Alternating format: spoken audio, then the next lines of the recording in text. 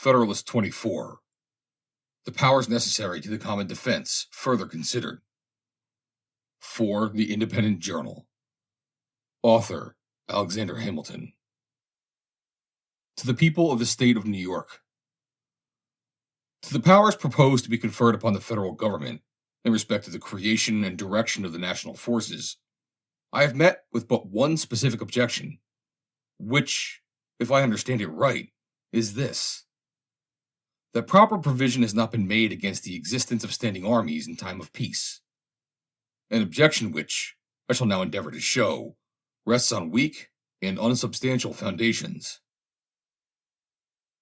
It has indeed been brought forward in the most vague and general form, supported only by bold assertions, without the appearance of argument, without even the sanction of theoretical opinions, in contradiction to the practice of other free nations and to the general sense of America, as expressed in most of the existing constitutions.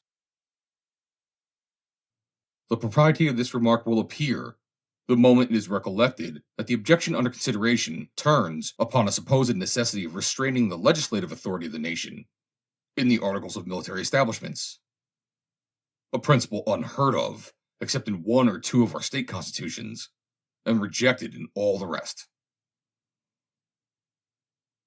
A stranger to our politics, who was to read our newspapers at the present juncture, without having previously inspected the plan reported by the convention, would be naturally led to one of two conclusions: either that it contained a positive injunction that standing armies should be kept up in time of peace, or that it vested in the executive the whole power of levying troops, without subjecting his discretion in any shape to the control of the legislature. If he came afterwards to peruse the plan itself, he would be surprised to discover that neither the one nor the other was the case. That the whole power of raising armies was lodged in the legislature, not in the executive. That this legislature was to be a popular body, consisting of the representatives of the people periodically elected, and that instead of the provisions he had supposed in favor of standing armies, there was to be found, in respect to this object, an important qualification even of the legislative discretion, in the clause which forbids the appropriation of money for the support of an army for any longer period than 2 years, a precaution which, upon a nearer view of it, will appear to be a great and real security against the keeping up of troops without evident necessity.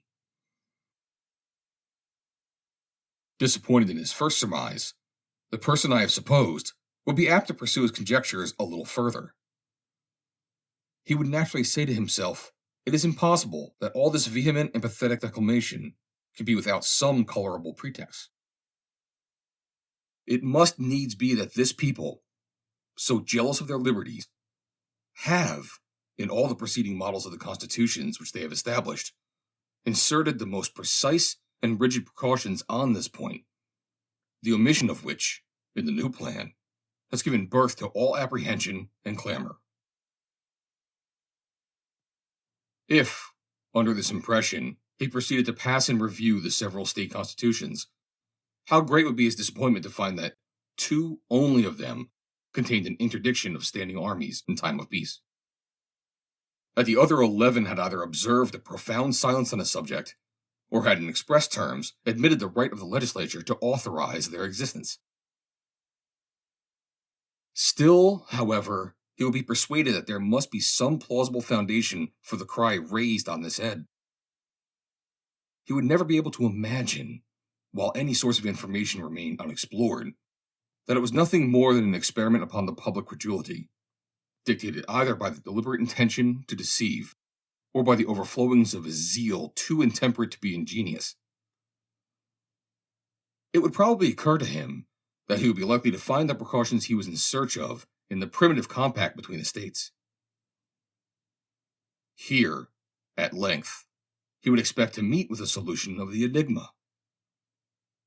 No doubt, he would observe to himself, the existing confederation must contain the most explicit provisions against military establishments in time of peace, and a departure from this model, in a favorite point, has occasioned a discontent which appears to influence these political champions. If he should now apply himself to a careful and critical survey of the Articles of Confederation, his astonishment would not only be increased, but would acquire a mixture of indignation at the unexpected discovery that these articles, instead of containing the prohibition he looked for, and though they had, with jealous circumspection, restricted the authority of the state legislatures in this particular, had not imposed a single restraint of that of the United States. If he happened to be a man of quick sensibility or ardent temper, he would now no longer refrain from regarding these clamors as the dishonest artifices of his sinister and unprincipled opposition to a plan which ought at least to receive a fair and candid examination from all sincere lovers of their country. How else, he would say, could the authors of them have been tempted to vent such loud censures upon that plan, about a point in which it seems to have conformed itself to the general sense of America as declared in its different forms of government, and in which it has even superadded a new and powerful guard unknown to any of them? If, on the contrary, he happened to be a man of calm and dispassionate feelings, he would indulge in a sigh for the frailty of human nature, and would lament that in a matter so interesting to the happiness of millions, the true merits of the question should be perplexed and entangled by expedients so unfriendly to an impartial and right determination. Even such a man could hardly forbear remarking that a conduct of this kind has too much the appearance of an intention to mislead the people by alarming their passions, rather than to convince them by arguments addressed to their understandings.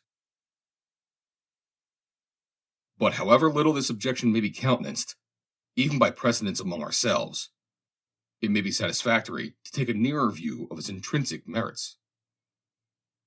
From a close examination, it will appear that restraints upon the discretions of the legislature in respect to military establishments in time of peace would be improper to be imposed, and if imposed, from the necessities of society, would be unlikely to be observed. Though a wide ocean separates the United States from Europe, yet there are various considerations that warn us against an excess of confidence or security.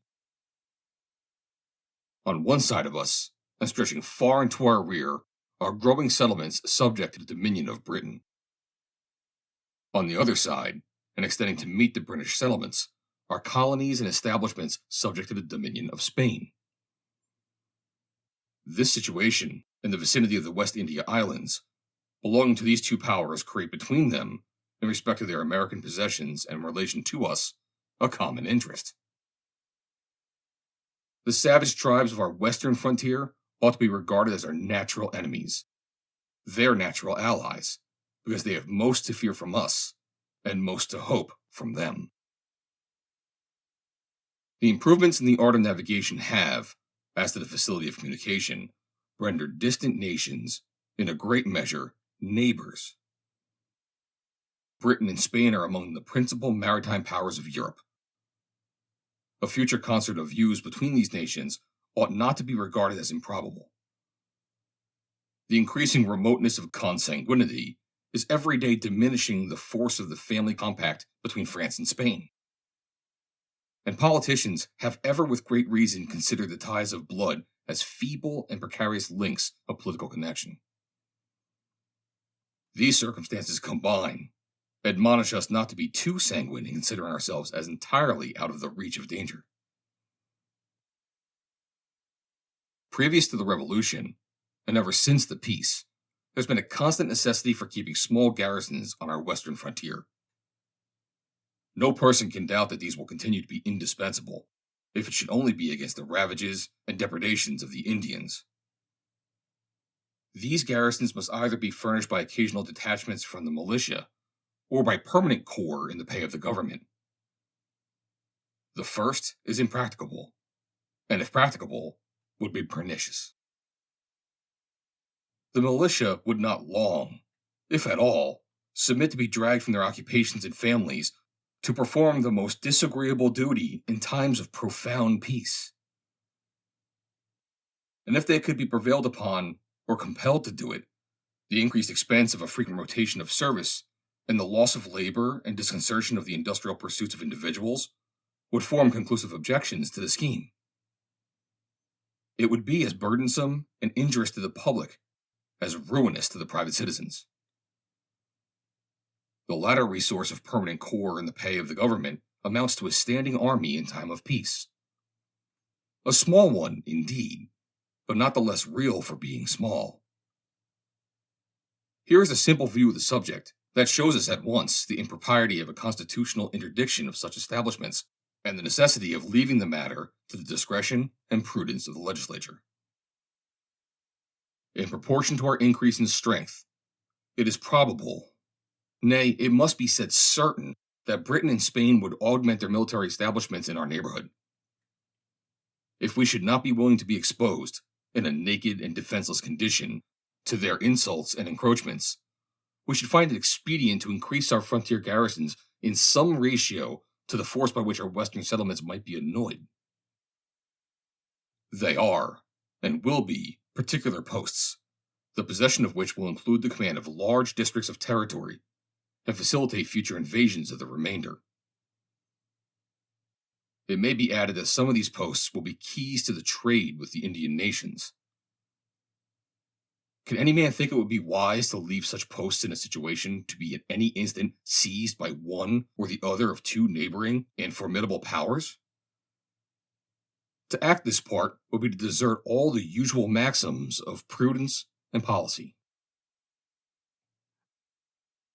If we mean to be a commercial people, or even to be secure on our Atlantic side, we must endeavor, as soon as possible, to have a navy.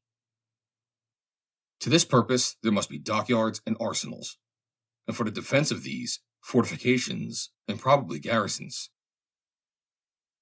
When a nation has become so powerful by sea that it can protect its dockyards by its fleets, this supersedes the necessity of garrisons for that purpose. But where naval establishments are in their infancy, moderate garrisons will, in all likelihood, be found an indispensable security against descents for the destruction of the arsenals and dockyards, and sometimes of the fleet itself. Publius. Read by Joe DeNoia, Chesterfield, New Jersey, August 31st, 2022.